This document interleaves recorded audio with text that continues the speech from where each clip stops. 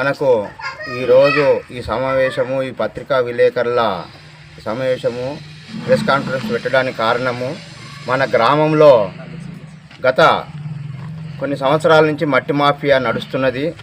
దీన్ని వేరే వాళ్ళు కూడా వ్యతిరేకించినా కూడా అధికారుల నిర్లక్ష్యంతో పట్టించుకోలేదు. ఇప్పుడు గత రాత్రి మా బీఆర్ఎస్ కార్యకర్తలు 3 టిప్పర్లు ఇటాచీని అర్ధరాత్రి దొరికించుకొని వీళ్ళు పట్టుకున్నారు. ఈ అక్రమమైన మైనింగ్ కొరకు పై అధికారులు ఎవరు పట్టించుకుంటలేరని మేమే స్వయంగా ఈ లారీలను ఊరిలోనే బంధించాము. దానికి సంబంధించిన డ్రైవర్లను కూడా ఇక్కడే నిలబెట్టాము. మా మీద ఇది కంప్లైంట్ ఉండొద్దని 100 కూడా ఫోన్ చేసి గత పోలీస్ స్టేషన్ కూడా ఇంటిమేషన్ ఇచ్చాము.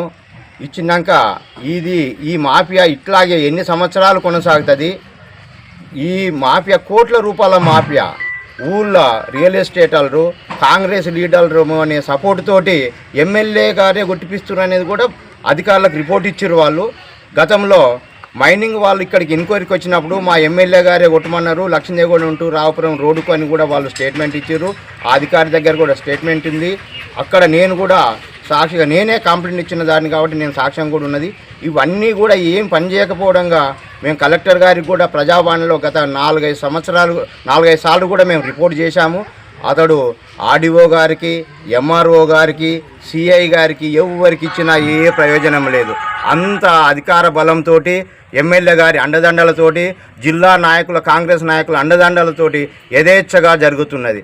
మేము ఈ రాత్రి పట్టుకున్నది కూడా ఇప్పటికి కూడా ఈ అధికారుల సహకారంతో వాళ్ళు బండ్లు తీసుకుపోవాలని కూడా పంపించారు ఇక్కడికి.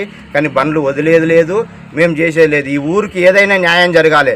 కలెక్టర్ గారు కానీ, దీని రెవెన్యూ మినిస్టర్ కానీ వచ్చి ఇక్కడ ఎంత అన్యాయం జరిగిందో, ఇప్పుడు ఒక్క ఉదాహరణకు చెప్పాలంటే అక్కడ ఒక ఆడమనిషి పోవాలన్నా, ఒక పసల కాపరికి పోవాలన్నా భయపడుతున్నారు. ఎవరినన్నా చంపేసినా కూడా అంతు దొరకని గోతులు దొరికిరు వాళ్ళు. ఈ ఫోటోలతో సహా గతంలో కూడా కలెక్టర్ గారికి ఇచ్చినాము. కలెక్టర్ గారు కూడా ఏ స్పందన లేదు. అతని కింద అధికారులు ఎవరు పట్టించుకోవలేరు. ఆయన ఫోన్ చేస్తున్నారు మా ముందట, కానీ అధికారులు సరేతి అని చేస్తలేరు. ఆర్ఐ గారు కానీ, గ్రామ సెక్రటరీ ముఖ్యంగా ఈ మట్టి మాఫియాకు సహకరిస్తుంది. గ్రామ సెక్రటరీ మూల కారణం. ఇక్కడ గ్రామం నుంచి మొదలుకుంటే నీకు అందరు పంచాయతీ గ్రామ సెక్రటరీ చాలా దారుణంగా ఉన్నది ఆమె. నీకు ఇక్కడ సర్పంచ్గా వెళ్ళిపోయిండు. ఈ సర్పంచ్ అయినా న్యాయం చేస్తాడు అని అనుకుంటే ఆ సర్పంచ్ వెనుక ఉన్న మూటానే ఆఫ్టర్ ఆల్ నీకు అతనికి ఎన్నుకొని ఆయన వెనుక మర్ర ఉండి నడిపిస్తున్నారు ఈ మట్టి మాఫియాను. ఇది కరెక్ట్ న్యాయం కాదు. దీనికి న్యాయం చేయాలని మా గ్రామస్తులందరూ ముక్తకంఠంగా మేము కోరుకుంటున్నాం. కాబట్టి దీన్ని ఇంతటితోటి వదిలిపెట్టము. ఇది ఎంతవరకైనా ఆఖరి సెక్రటరియట్ మినిస్టర్ లెవెల్నైనా తీసుకుపోయి దీన్ని మట్టి మాఫియాను బంద్ చేపించి ఊరుకు చేయాలని అందరినీ కోరుతున్నాము. ఇదే విధంగా మీరు కూడా మాకు పత్రికా విలేకరులు సహకరించి ఎప్పటికప్పుడు పై అధికారులను, మీ పై ఆఫీసర్లు, లీడర్లు మీకు ఫోన్ చేస్తే దయచేసి మీరు వినకండి, మాకు న్యాయం చేయండి, గ్రామానికి న్యాయం చేయండి. నేను ఎందుకంటే గత 6-7 నెలలుగా నేను పోరాడి ఊకున్నాను అలసొచ్చి. ఎందుకంటే ఆఫీసర్లే వాళ్ళ పట్టున్నాక మేము ఏం చేయలేమని ఉన్నాం. కానీ పాపం ఎన్నటికైనా పాపం పండుతుంది. అన్యాయం అన్యాయమే, ధర్మం ధర్మమే గెలుస్తుంది. మేము ఈ విధంగానే మొన్న గత ఎలక్షన్లలో కూడా అక్రమైన డబ్బు అంచి నీకు అధికారాన్ని చేపట్టారు. అధికారంతో ఈ మట్టి మాఫియా నడుపుతారు. కాబట్టి దీని మీద తగిన చర్య కలెక్టర్ గారు తీసుకోవాలని కలెక్టర్ గారికి కూడా ఇప్పుడు పోతున్నాము, రిపోర్ట్ ఇస్తాము. ఈ విధంగా ఇది చెప్తున్నాం. మా మిత్రుడు మాట్లాడతాడు. రాఘవాపురం వచ్చిన మీడియా మిత్రులకు అభినందనలు. మా రాఘవాపురంలో జరుగుతున్నటువంటి మట్టి మాఫియా గురించి గత 20 రోజుల కిందనే చెప్పాను నేను ఎలక్షన్ మీటింగ్లో. ఈ మట్టి మాఫియా జరుగుతున్నది, ఈ మట్టి మాఫియాతో ఎవరు పట్టించుకుంటలేరు అని ఇప్పుడు ఇక్కడ ఉన్న సుగ్రీవాచారి కూడా ఒక 2 years 3 years నుంచి కూడా చెప్తానే ఉన్నాడు. ఈ మట్టి మాఫియా గురించి కలెక్టర్ ఆఫీస్కి ఇచ్చాడు, ఎంఆర్ ఆఫీస్కి ఇచ్చాడు, పోలీసు వాళ్ళకి ఇచ్చాడు. ఇవన్నీ ఇచ్చుకుంటూ పోతున్నా కూడా ఏ రోజు మాకు న్యాయం జరుగుతలేదు. ఈరోజు పొద్దున లేచి పచ్చదనం అని పెట్టిర్రు, పొద్దుమీకి మట్టిదనం. ఈ విధంగా వాళ్ళు చేసుకుంటూ పోయి ఈ ఎలక్షన్లో విపరీతమైన ఈ టిప్పర్ల యజమానులు ఉన్నారే, ఆ డబ్బంతా మొన్న ఎలక్షన్కి పంపించి ఆ డబ్బు మళ్ళీ రీకవర్ చేయాలి కదా. ఈ డబ్బు ఎక్కడికి వెళ్ళి ఇవన్నీ బండ్లు, ఒక 10 బండ్లు ఇప్పుడు ప్రస్తుతం డైరెక్ట్ బీఆర్ఎస్ కార్యకర్తలు ఇది రాత్రి 11:30 పట్టుకోవడం జరిగింది. ఇప్పుడు లైవ్లో బండ్లు ఇక్కడే ఉన్నాయి, దొరికినాయి. ఇప్పుడు మీరు సైడ్లో పోతే 40 ఫీట్ల లోతు ఎత్తున తవ్విరు మట్టిని. మీరు లైవ్లో చూడొచ్చు. ఇప్పుడు వచ్చి ఏ పోలీస్ అధికారులు కానీ, కలెక్టర్ కానీ, ఎంఆర్ ఆఫీసర్ కానీ, ఎవరు వచ్చినా మండల నాయకులు కానీ ఇదే కాంగ్రెస్ ఇళ్లలో వచ్చి కూడా చూడాలని కూడా నేను కోరుకుంటున్నాను. ఎందుకంటే ఎమ్మెల్యే గారు ఏం చెప్తున్నారో వాళ్ళకే తెలియాలి. ఎమ్మెల్యే గారు కూడా లైవ్లో వచ్చి చూస్తే ఇంత దువీరాన్ని తెలియాలి. 40 ఫీట్ల లోతు ఎత్తుందా లేదా చూడమని చెప్పండి ఒకసారి.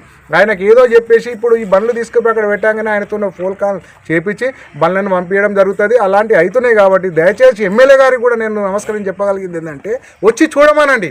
మేము న్యాయంగా పోరాడుతున్నామా, అన్యాయంగా పోరాడుతున్నామా అది చూస్తే మాకు సంతోషం. ఆ విధంగా ఈ రాఘవాపురంలో ఈ మట్టి మాఫియా ఇవాళ ఈ రాఘవాపురంలో మట్టి మాఫియా జరగకుండా చూడాలని నేను కోరుకుంటున్నాను.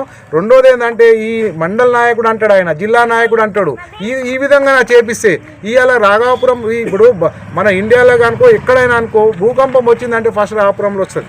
అంత మట్టి తవ్విన తర్వాత ఏముంటుందండి, బొంబాయిలో బోర్లు వేస్తున్నారంటేనే ఈ భూకంపం వస్తుందని చెప్పేసి మీకు పేపర్లో కూడా చూశారు. ఎక్కువ ప్రతి అడుగడుగున బోర్లు వేయడం కానీ, అడుగడుగున మట్టి తోవడం కానీ ఇలాంటివి ఉంటాయి. ఇవాళ రాపురంలో ప్రతి ఒక్క దగ్గర పోయి మీరు చూడండి, ఈ భూకంపం వచ్చే అవకాశం ఉన్నా లేదా చూడండి, చుట్టుముట్టు ఎక్కడ చూసినా మట్టి తోవడం అమ్ముకోవడం, మట్టి తోవడం అమ్ముకోవడం. ఈ విధంగా చేసి ఎలక్షన్లో ఇవాళ ₹1 ఖర్చు పెట్టి ప్రజాబలము ధనబలంతో చేసి ఆయన ఈ రాజకీయం చేద్దామని చెప్పేసి ఎవరు చేస్తున్నారు? ప్రజాబలము ధనబలము ఎవరు చేస్తున్నారు కనిపిస్తలేదా? ఇప్పుడు ఇక్కడ లైవ్లో చూడండి, ఆయనకు కళ్ళు తెలుసుకొని చూడమని చెప్పి పొద్దున్న లేచి అబ్బా శంకర్ గౌడ్ లేవడంగానే వచ్చిందా మీకు పచ్చదనము? శంకర్ గౌడ్ లేనప్పుడు 7 సంవత్సరాలు పచ్చదనం లేదా? పచ్చదనం కనిపించలే, మట్టిదనం కనిపిస్తుంది మీకు. పచ్చదనం కాదు. ఈరోజు ఏదో ఈ ఎంపీటీ సెలక్షన్లు ఇంకా వచ్చేంత వరకు ఈ చేయాలి మనం అని చెప్పి చేస్తున్నావు తప్ప నువ్వు ఈ ఊరికి న్యాయం ఈ రోజు చేయవు, ఈ రోజు కూడా చేయవు. ఇదే పని నీ ఎంబడున్న యువత అంటున్నావు, ఏదంటున్నావు వాళ్ళకి ఇదే నువ్వు నేర్పుతున్న పని. ఇలాంటివన్నీ మానుకో. ఈ మట్టి మాఫియాని బంద్ చేపి ఎమ్మెల్యే గారు కూడా వచ్చి లైవ్లో చూడమని నేను కోరుకున్నా. ఎంఆర్ఓ కానీ కలెక్టర్ కానీ ఇలాంటివన్నీ ఇలా సుగ్రీవసారి 2 సంవత్సరాలకు ఇచ్చిండు బండి నెంబర్లు.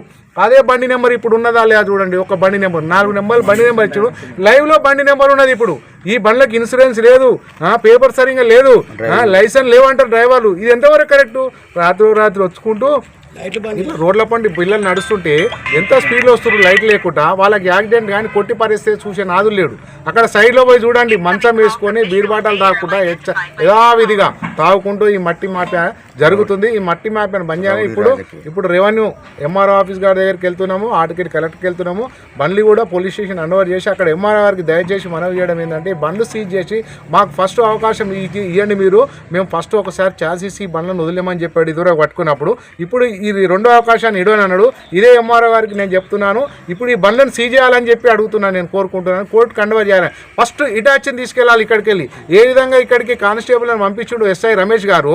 ఫస్ట్ మేము పోయి ఇప్పుడు కంప్లైంట్ ఇస్తే వస్తాడు, అదే ఇటాచి దగ్గరికి రమ్మని చెప్తున్నాను నేను. ఇటాచిని ఫస్ట్ తీసుకెళ్ళాలి ఇడికెళ్ళి. అది చేయాలని చెప్పి నేను ఈ ఉపన్యాసాన్ని ముగించుకున్నా. దయచేసి ఈ పత్రికా వేళకు కూడా ఏ విధంగా మేము చెప్పినామో ఆ విధంగా మీరు ప్రెస్ మీటింగ్లో పెట్టాలని దయచేసి కోరుకుంటున్నాను. ఎవరి లొంగకుండా ఇది పెట్టాలని చెప్పి మనవి చేస్తున్నాను.